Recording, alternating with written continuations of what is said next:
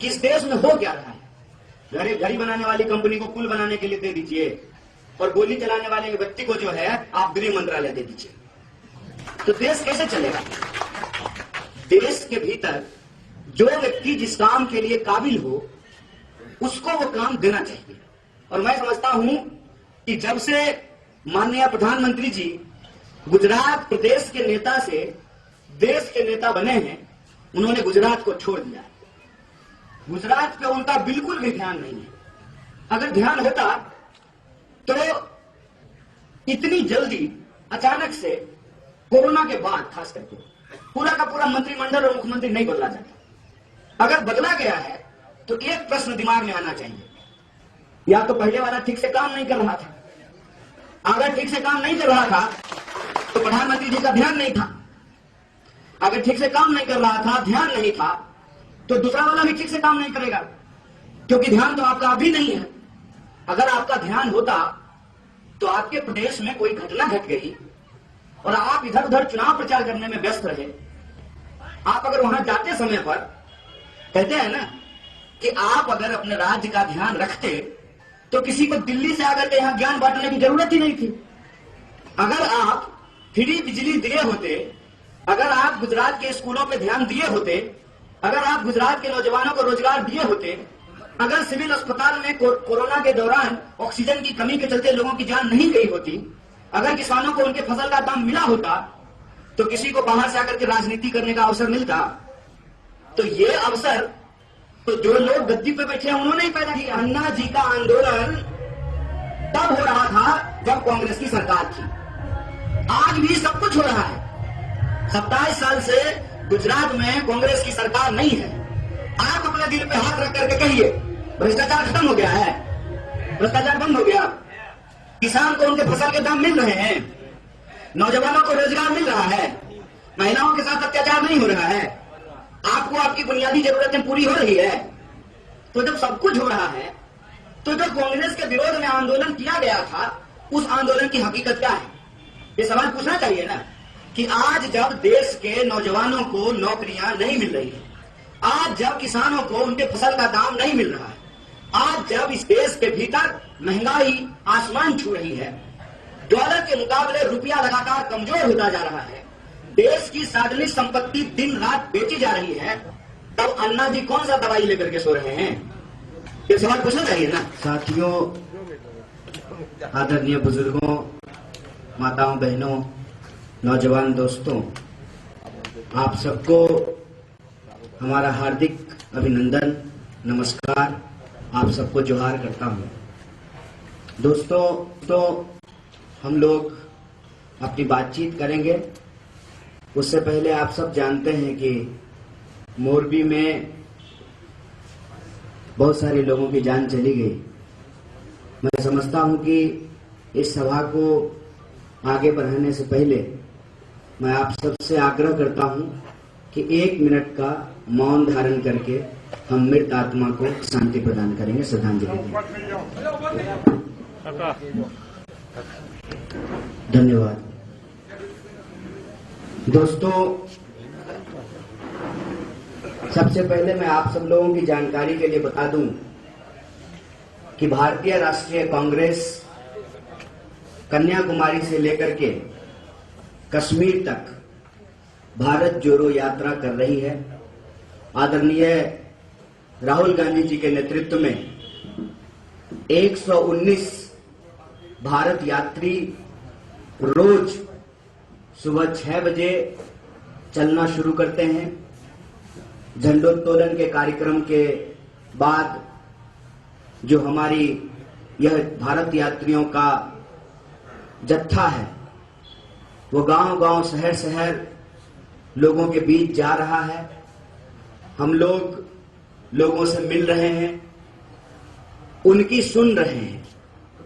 जब देश में जन की बात नहीं हो रही हो, नेता के मन की बात हो रही हो, तब लोगों के मन की बात सुनना जरूरी हो जाता है।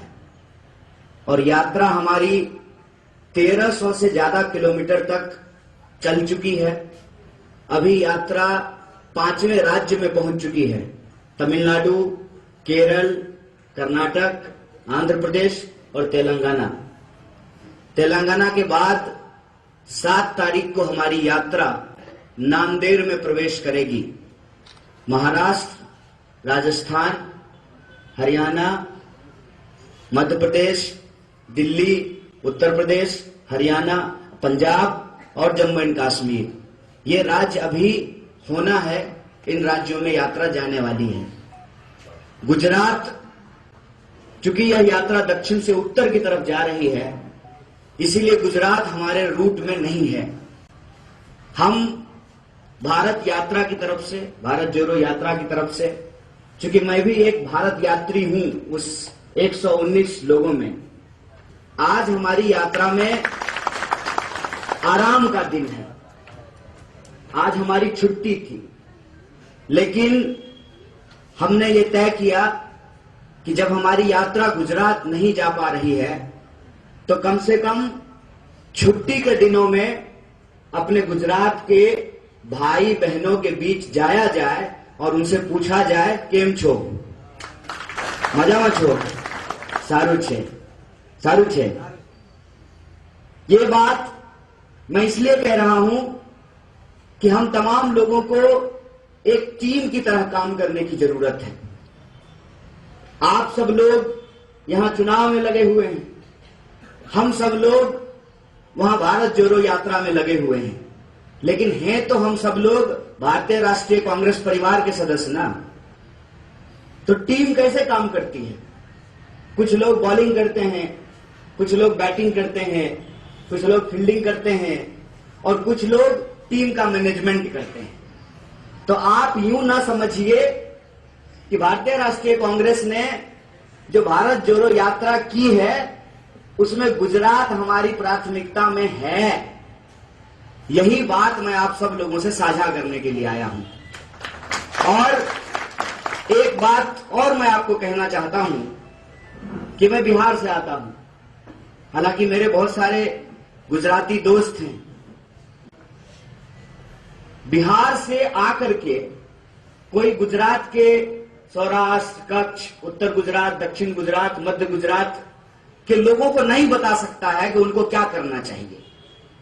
अरे आपने तो गांधी जैसा महान विभूति पैदा किया है, आपने तो सरदार पटेल जैसा महान विभूति पैदा किया है, तो कोई बाहर से आकर के आपको ये नहीं बता सकता है कि गुजरात को क्या करना चाहिए। कोई इधर से आकर के, उधर से आकर के, दिल्ली से आकर के आपको नहीं समझा सकता है कि गुजरात के लिए क्या जरूरी है। मैं समझता हूं कि गुजरात तो एक ऐसा राज्य है कि आप आज करते हैं, दुनिया उसको परसों करती है। तो आपको क्या करना चाहिए ये आप बखूबी जानते हैं, लेकिन आपने जो ये परिवर्तन संकल्प यात्रा निकाली है, इसके साथ हम पूरी तरह से सहमत हैं। सहमत क्यों हैं? कि बचपन में हमने अपनी मां को रोटी पकाते हुए देखा है। रोटी अगर तवे पर बहुत देर तक छूट जाए तो रोटी जल जाती है। 27 साल हो गया है, आप रोटी पलट ही नहीं रहे हैं। ये रोटी आपको पलटना चाहिए। और ये बात मैं इसलिए कह रहा हूं कि पानी अगर ठहर जाए तो बदबू मारने लगती है। होता है कि नहीं होता है? लोकतंत्र में सरकारें बदलती रहनी चाहिए, उससे सरकार के ऊपर जनता का दबाव बना रहता है। वरना सरकार को यह लगता है कि जो मर्जी कर लें, हमको तो कोई हराने वाला ही नहीं है। मैं समझता हूं ये लोकतंत्र के लिए और लोगों के लिए अच्छा नहीं है। ये अच्छा वैसे नहीं है, हम मोरवी की घटना पे कोई राजनीति नहीं करना चाहते हैं, लेकिन ये प्रश्न तो आपको अपने आप में सोचना चाहिए ना कि इस देश में हो क्या रहा है। घड़ी बनाने वाली कंपनी को पुल बनाने के लिए दे दीजिए और गोली चलाने वाले व्यक्ति को जो है आप गृह मंत्रालय दे दीजिए, तो देश कैसे चलेगा? देश के भीतर जो व्यक्ति जिस काम के लिए काबिल हो उसको वो काम देना चाहिए। और मैं समझता हूं कि जब से माननीय प्रधानमंत्री जी गुजरात प्रदेश के नेता से देश के नेता बने हैं, उन्होंने गुजरात को छोड़ दिया है। गुजरात पे उनका बिल्कुल भी ध्यान नहीं है। अगर ध्यान होता तो इतनी जल्दी अचानक से कोरोना के बाद खास करके पूरा का पूरा मंत्रिमंडल और मुख्यमंत्री नहीं बदला जाता। अगर बदला गया है तो एक प्रश्न दिमाग में आना चाहिए, या तो पहले वाला ठीक से काम नहीं कर रहा था। अगर ठीक से काम नहीं कर रहा था तो प्रधानमंत्री जी का ध्यान नहीं था। अगर ठीक से काम नहीं कर रहा था, ध्यान नहीं था, तो दूसरा वाला भी ठीक से काम नहीं करेगा, क्योंकि ध्यान तो आपका अब भी नहीं है। अगर आपका ध्यान होता तो आपके प्रदेश में कोई घटना घट गई और आप इधर उधर चुनाव प्रचार करने में व्यस्त रहे, आप अगर वहां जाते समय पर, कहते हैं ना कि आप अगर अपने राज्य का ध्यान रखते तो किसी को दिल्ली से आकर के यहां ज्ञान बांटने की जरूरत ही नहीं थी। अगर आप फ्री बिजली दिए होते, अगर आप गुजरात के स्कूलों पे ध्यान दिए होते, अगर आप गुजरात के नौजवानों को रोजगार दिए होते, अगर सिविल अस्पताल में कोरोना के दौरान ऑक्सीजन की कमी के चलते लोगों की जान नहीं गई होती, अगर किसानों को उनके फसल का दाम मिला होता, तो किसी को बाहर से आकर के राजनीति करने का अवसर मिलता। तो ये अवसर तो जो लोग गद्दी पे बैठे हैं उन्होंने ही पैदा किया है। और इस संबंध में मैं एक बात आपको बता देना चाहता हूं, क्योंकि अल्टीमेटली वोट आम लोगों को करना है, और आम लोग जो वोट करने वाले हैं उनको सबसे ज्यादा आज के तारीख में कंफ्यूज किया जाता है। कंफ्यूज क्यों किया जाता है? ताकि वो एक मजबूत विकल्प को चुन ना सके, और मजबूत विकल्प को नहीं चुनने की स्थिति में जो पुराना विकल्प होता है वही चलता रहता है। और कौन है मजबूत विकल्प? इसका सीधा गणित है, मैं आपको बता देना चाहता हूं। सीधा गणित यह है कि जो नई पार्टी आज के डेट में गुजरात में आई है वो बीजेपी से नहीं लड़ सकती है। क्यों नहीं लड़ सकती है? तो आपको एक बात समझना होगा कि उस पार्टी का निर्माण ही कांग्रेस के विरोध में हुआ है। आप सब जानते हैं कि अन्ना जी का आंदोलन तब हो रहा था जब कांग्रेस की सरकार थी। आज भी सब कुछ हो रहा है। 27 साल से गुजरात में कांग्रेस की सरकार नहीं है। आप अपने दिल पे हाथ रख करके कहिए भ्रष्टाचार खत्म हो गया है, भ्रष्टाचार बंद हो गया, किसान को उनके फसल के दाम मिल रहे हैं, नौजवानों को रोजगार मिल रहा है, महिलाओं के साथ अत्याचार नहीं हो रहा है, आपको आपकी बुनियादी जरूरतें पूरी हो रही है।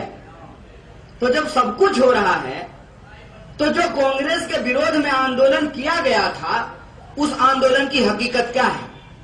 ये सवाल पूछना चाहिए ना कि आज जब देश के नौजवानों को नौकरियां नहीं मिल रही है, आज जब किसानों को उनके फसल का दाम नहीं मिल रहा है, आज जब इस देश के भीतर महंगाई आसमान छू रही है, डॉलर के मुकाबले रुपया लगातार कमजोर होता जा रहा है, देश की सार्वजनिक संपत्ति दिन रात बेची जा रही है, तब अन्ना जी कौन सा दवाई लेकर के सो रहे हैं?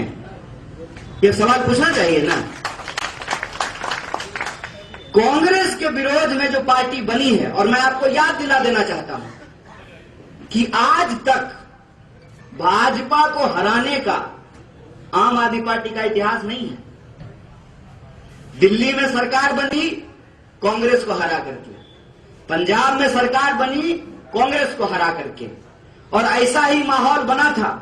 मैं गोवा के चुनाव में था। गोवा के चुनाव में क्या हुआ? वोट का बंटवारा हुआ, बीजेपी दोबारा जीत गई। उत्तराखंड के चुनाव में क्या हुआ? और ये सारी जगहों पे बीजेपी की सरकार थी। वोट का बंटवारा हुआ, बीजेपी जीत गई। तो ये आपको तय करना है कि आपको अपने वोट का बंटवारा करना है या सचमुच रोटी जल न जाए इसीलिए रोटी को पलटना है, परिवर्तन करना है। ये संकल्प गुजरात के लोगों को लेना है। और हम सिर्फ इतना कहना चाहते हैं कि जो होता आया है उसी से ना आप सीखेंगे। हो तो यही रहा है कि कांग्रेस एक मजबूत विकल्प बन सकती है, लेकिन तमाम कांग्रेस विरोधी ताकतें एकजुट होकर के किसी भी सूरत में भारतीय राष्ट्रीय कांग्रेस मजबूत विकल्प ना हो जाए, इसकी पूरी कोशिश की जाती है। और आज हम देख क्या रहे हैं, जो लोग बेईमानी से देश का पैसा चोरी किए हैं, देश की संपत्ति लूटे हैं, उनको ईडी से डराया जाता है। ईडी से डर करके या अपना ईमान बेच करके लोग भाजपा में शामिल हो जाते हैं। आज आपके सामने एक ऐसी आवाज है जो भाजपा के सामने झुकने के लिए तैयार नहीं है। जिसने एक पैसे की चोरी नहीं की उसको ईडी और सीबीआई से डर नहीं लगता है। इसीलिए अगर आप मजबूत विकल्प चाहते हैं तो आपके सामने एक विकल्प है, और वो विकल्प ये है कि पिछली बार भी कुछ सीटों से गुजरात में सरकार नहीं बन पाई। तो आप बताइए, जिसको 12 सीट कम है, जिसको 15 सीट कम है, वो भाजपा को ज्यादा सक्षम तरीके से हरा सकता है कि जिसको एक भी सीट नहीं है वो भाजपा को ज्यादा सक्षम तरीके से हरा सकता है? ये फैसला आपको लेना है। बाकी एक बात हम आपसे जरूर कहेंगे कि हम देश में घूम जब रहे हैं तो सब तरफ लोग एक बात कहते हैं कि अगर इस देश में कोई राजनीतिक बदलाव होगा तो उस राजनीतिक बदलाव की शुरुआत गुजरात से होगी। ये बात लोग जरूर कहते हैं। लोग कहते हैं कि भारतीय राष्ट्रीय कांग्रेस के खिलाफ जब एक माहौल बना था उसकी शुरुआत भी गुजरात के हॉस्टलों से हुई थी। और आज जब देश एक परिवर्तन महसूस कर रहा है उसकी शुरुआत भी गुजरात से होनी चाहिए, क्योंकि एक बार गुजरात ने ही अगर गुजरात मॉडल का पर्दाफाश कर दिया तो पूरे देश में झूठ का बोलबाला नहीं चलने वाला है। और हम बार बार कहते हैं कि देश को जब भी जरूरत होती है सत्य की तो गुजरात सबसे आगे जाकर के खड़ा होता है। अभी हमारे कुछ साथी यहां नारा लगा रहे थे, जवाहरलाल नेहरू जिंदाबाद, इंदिरा गांधी जिंदाबाद। भाई साहब, गुजरात में मनमोहन दास करमचंद गांधी जिंदाबाद सबसे पहले होना चाहिए।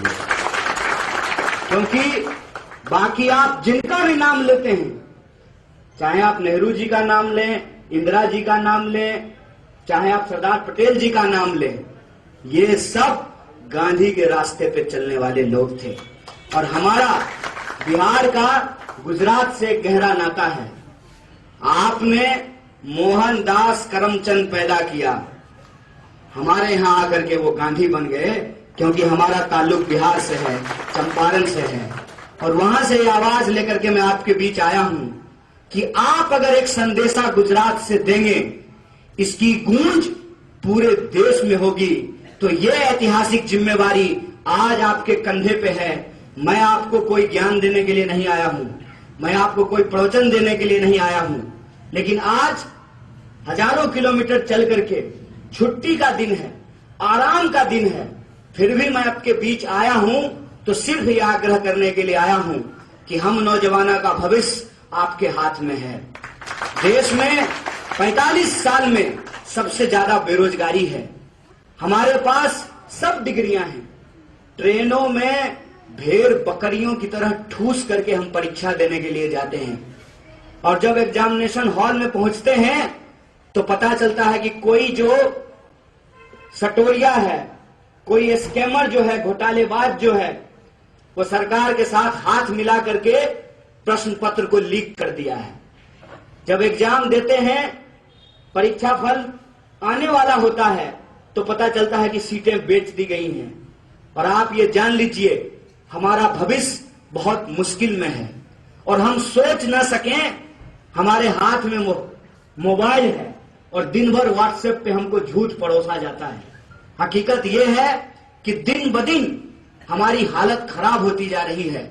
इसीलिए उस नौजवान के बिहाफ पे मैं गुजरात के नौजवान से और आप तमाम बुजुर्गों से यह अपील करने के लिए आया हूं, देश बचाने की जिम्मेवारी आपके हाथ में है। हर 5 साल में आपको एक बार मौका मिलता है। एक संदेशा आप हमारे हक में दीजिए और हमारा हक इस देश के आम आवाम के हित की बात है। हमारी राजनीति ये नहीं है कि हम किसी से छीन करके किसी को कुछ देना चाहते हैं। हम चाहते हैं कि लोगों के बीच में न्यायपूर्ण बंटवारा हो। आपने 27 साल भाजपा को मौका दिया। अगर अमित शाह का बेटा बीसीसीआई का सेक्रेटरी बन सकता है क्योंकि उसका बाप देश का गृह मंत्री है, तो मेरा बाप मजदूर है, मेरी मां आंगनवाड़ी में काम करती है, तो क्या मजदूर होना, आंगनवाड़ी में काम करना कोई गुनाह है क्या? कि डिग्री लेकर के लोग दर दर भटक रहे हैं, उनको नौकरी नहीं मिल रही है। नौकरी कहां मिलेगी जब तमाम सरकारी संपत्तियां रोज बेची जा रही है? कभी रेलवे बिक रहा है, कभी बीएसएनएल बिक रहा है। इसीलिए मैं आप सबसे यह अपील करने के लिए आया हूं अपनी भारत जोड़ो यात्रा के बीच में कि गुजरात से परिवर्तन का एक आवाज आना चाहिए। ये संकल्प आप तमाम लोगों को लेना पड़ेगा। बोलिए, संकल्प आप लोग ले रहे हैं? झूठ नहीं बोलिए। गांधी की धरती है, गांधी की धरती है, झूठ नहीं बोलिए। अगर संकल्प ले रहे हैं तो मन में कोई दुविधा नहीं होनी चाहिए। एक बात याद रखिएगा, सड़क पार करते हुए जब मन में दुविधा होती है ना, तो एक्सीडेंट हो जाता है। मन में कोई दुविधा मत रखिए। कांग्रेस भारतीय राष्ट्रीय कांग्रेस थी, भारतीय राष्ट्रीय कांग्रेस है। अगर आपका आशीर्वाद रहा तो भारतीय राष्ट्रीय कांग्रेस रहेगी। इसी अपील के साथ, इसी भरोसे के साथ आप सब लोगों को धन्यवाद कहते हुए अपनी बात को खत्म करता हूं। बहुत बहुत धन्यवाद। जय हिंद, जय गुजरात।